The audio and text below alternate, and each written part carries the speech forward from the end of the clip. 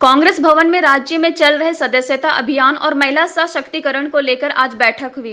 बैठक में प्रभारी आरपीएन सिंह के साथ हेल्थ मिनिस्टर बन्ना गुप्ता और विधायक ममता देवी शामिल हुई। मीडिया से बात करते हुए श्री सिंह ने कहा कि सदस्यता अभियान और बजट को लेकर बैठक की गई। जहां पर सदस्यता अभियान चल रहा है, वहां की रिपोर्ट को भी देखा गया।